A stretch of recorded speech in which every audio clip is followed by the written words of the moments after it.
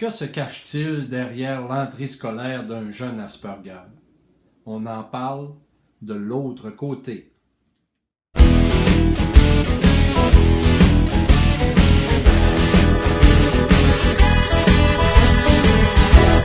Bonjour mes amis, tous autant que vous êtes, merci de marteler notre message avec vos likes, vos partages, ainsi que tous les abonnements sur notre page. Je suis Éric Lépine, fondateur de Simplement Différent.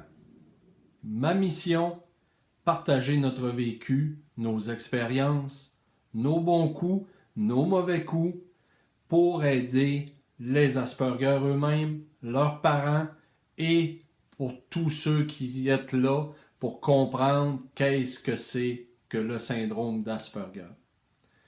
Aujourd'hui, je vous raconte l'entrée à la maternelle d'Alexis. Premièrement, je voudrais spécifier une chose, c'est que je vais utiliser, dans notre cas, il y a eu 2 écoles primaires. Donc, je vais utiliser les termes école primaire 1, école primaire 2. Je vous ai parlé dans la capsule précédente de Guylaine, qui était la personne qui s'est occupée de l'entrée scolaire d'Alexis. Donc, c'est elle qui avait été au parc pour lui montrer à rentrer en interaction avec les autres enfants. Puis c'est elle aussi qui a fait l'entrée scolaire d'Alexis, qui a été là au début avec professeur de maternelle, service de garde, etc. Guylaine a fait un travail hors pair encore, je le répète. Puis j'ai été très touché aussi d'apprendre des choses après qu'elle ait fait tout son service. J'ai appris que Guylaine avait dû subir des séances de chiropratie. Puis parce que Alexis la martelait de coups pour ne pas rentrer à l'école. Ça fait que ça, j'étais pas au courant. Quand j'ai appris ça, ça m'a beaucoup touché. Fait que Guylaine, si un jour tu écoutes cette capsule-là, je te dis un gros merci beaucoup pour tous tes efforts et toute l'implication que tu as faite aujourd'hui.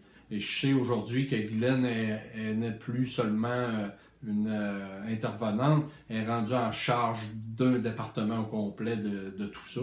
Puis je suis bien content pour elle. Donc, je reviens à l'école. À l'école primaire 1, ça a été difficile. Le mot est vraiment difficile. Pourquoi?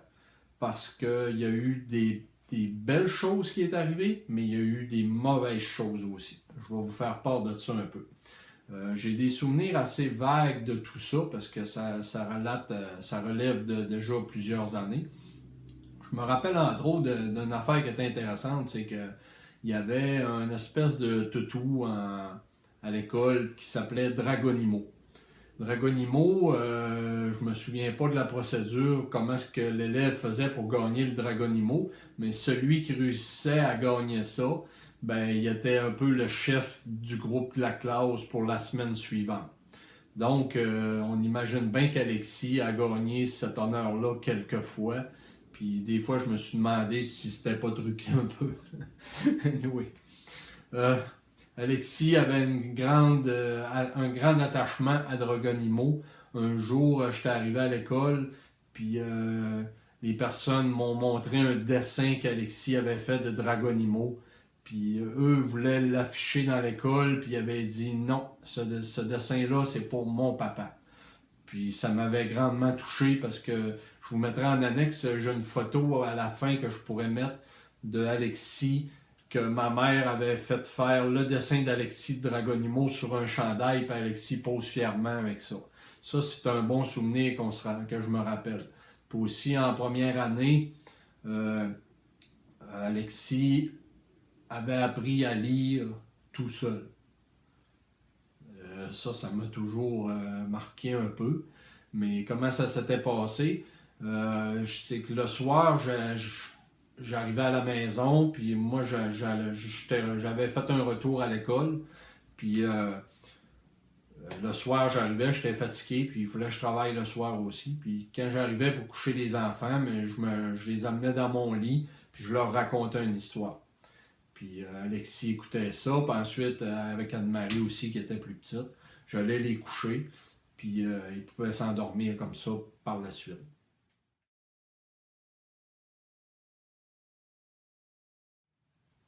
Une bonne journée que j'étais fatigué, Je m'étais dit, ce soir, ben, c'est Alexis qui va lire l'histoire. Ça fait que je m'étais collé avec Anne-Marie sur l'oreiller, puis j'avais donné le livre à Alexis pour qu'il nous lise l'histoire. Puis je me disais, ben écoute, il va regarder les images, puis il va inventer toutes sortes de trucs, puis ça va être drôle. Je vais pouvoir me fermer les yeux et me reposer un peu. Donc j'ai fait ça. Puis j'avais pris un livre qu'Alexis n'avait pas encore vu. On avait une petite série de cartoons pour enfants. Puis j'en achetais un nouveau chaque semaine. Puis là, j'y ai donné un nouveau qu'il n'avait jamais vu. Alexis a pris le livre, puis il a commencé à lire. Puis moi, j'avais les yeux fermés. Puis là, je me suis dit, ben voyons, c'est quoi qui se passe? Fait que je me suis aperçu qu'Alexis lisait l'histoire. C'était assez simple, mais il y avait des phrases quand même assez longues, puis Alexis lisait les phrases au complet. Donc, moi, j'avais le numéro de téléphone du professeur d'Alexis. J'avais appelé la madame pour lui demander, écoutez, madame, en première année, comme ça, au début de première année, est-ce que l'enfant apprend à lire? Elle dit, pourquoi? Elle dit, il apprend à écrire son nom, puis quelques mots. Puis elle me demande, pourquoi vous me demandez ça? Ben, j'ai dit, Alexis, il me lit une histoire. Fait qu'elle dit, voyons, elle dit, de quoi vous parlez? J'ai dit, attendez, je suis allé chercher le livre, puis j'ai lu ce qu'il y avait dans le livre. J'ai dit, Alexis, me lit ça. Fait que je l'ai lu, puis la madame elle était bien surprise de ça. Elle m'a dit, non, monsieur Lépine, écoutez, on lui a pas montré à faire ça.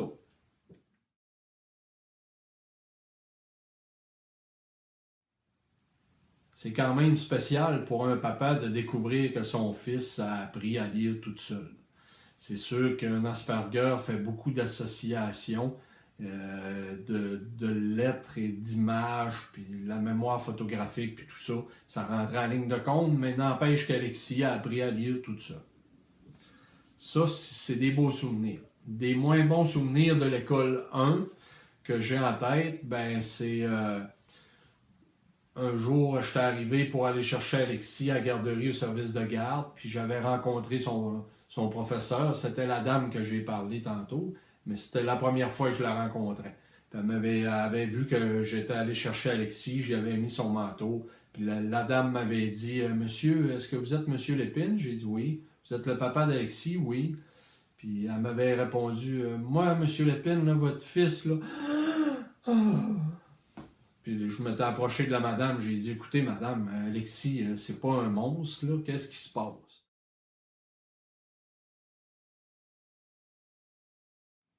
Dans cette période de notre vie, ben, moi, je travaillais dans une usine. J'étais en charge de certaines responsabilités à l'usine.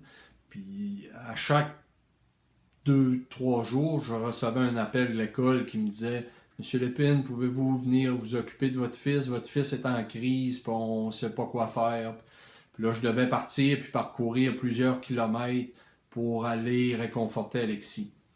Puis c'est pas vraiment des beaux souvenirs que j'ai de cette époque-là, parce que quand on arrive dans une école primaire, vous savez un peu probablement que dans les autres pays, ça doit ressembler à ça aussi, mais nous, au Québec, les écoles scolaires, les écoles primaires, on entre, puis il y a des casiers à air ouverte, on voit tous les vêtements, puis les boîtes à lunch, puis les chaussures des enfants, il n'y a pas de porte, rien.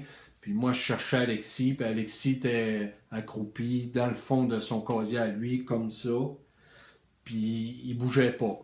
Puis je me rendais compte que ça faisait peut-être 30, 40 minutes qu'il était là, puis personne avait essayé de le réconforter ou de faire quoi que ce soit. Les gens circulaient, puis ils ne la regardaient pas du tout. Ça me faisait bien mal au cœur. Moi, ce que je faisais dans ce temps-là, ben, je m'approchais, puis je prenais Alexis dans mes bras, puis je le serrais dans mes bras bien fort, puis je chantais toute la tension qui descendait dans son corps, puis j'étais capable d'entrer en contact avec lui par la suite. Puis ça, c'est arrivé à plusieurs reprises. C'était dû à quoi? Probablement que lui, il avait besoin d'apprendre qu'est-ce que c'était l'école ou c'était trop pour lui, je ne sais pas, mais je sais une chose, c'est que à cette époque-là, je rencontrais la direction de cette école primaire 1 là. Il y avait un directeur, c'était un homme, puis je le rencontrais. J'essayais de lui faire comprendre que pour un enfant Asperger, il faut savoir se mettre à sa hauteur. Donc, l'autorité de l'adulte versus l'enfant ne fonctionne pas. Il faut être capable de se pencher, se mettre à genoux, s'accroupir, de regarder l'enfant en face puis de lui parler comme on parle entre adultes à la limite. Ça fonctionne. Puis ce personnage-là ne voulait absolument pas comprendre ça. Il n'en était pas question, puis c'était lui le directeur d'école, puis ça marchait comme ça, puis ça faisait des années qu'il faisait ça, mais ça fonctionnait pas du tout. Donc, à tout bout de champ, j'étais obligé de me présenter puis réconforter Alexis. Puis à un moment donné, c'est devenu tellement problématique que j'avais presque peur pour mon emploi parce qu'il fallait que je parte à plusieurs répétitions comme ça dans la semaine.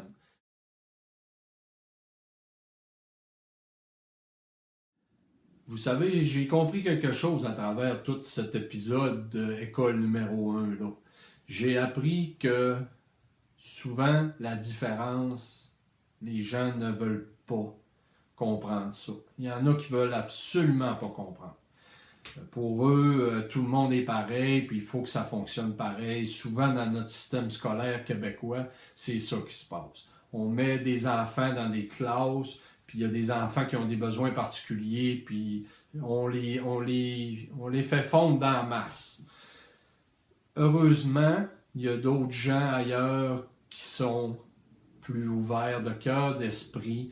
Puis quand j'ai déménagé de ville, puis qu'on est tombé à l'école primaire 2, ben ça s'est passé beaucoup mieux. Ça, je vais vous le raconter dans la prochaine capsule. Pour l'instant, le message que je veux vous dire, c'est de toujours garder espoir, parce que à travers toutes ces épreuves-là, des fois, c'est vrai qu'on rencontre des directeurs qui ne sont pas attentifs, des professeurs qui sont plus effrayés. Puis en passant, le professeur qui m'avait dit « Oh mon Dieu, votre fils », ben, à la fin de cette année-là, la dame était venue me voir, puis elle m'avait dit « Monsieur Lépine, j'ai quelque chose à vous dire.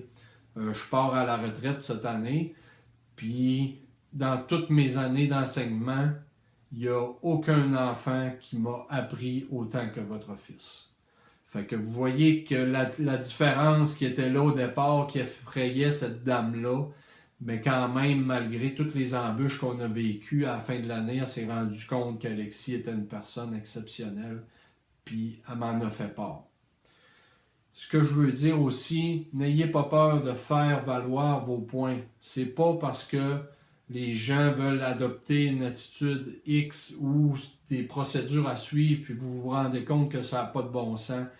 Dites-le, dites-le, dites-le, martelez tout le temps.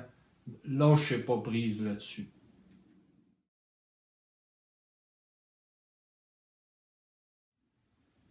Encore une fois, je vous remercie d'être à l'écoute de mes capsules, puis de m'aider à marteler le message.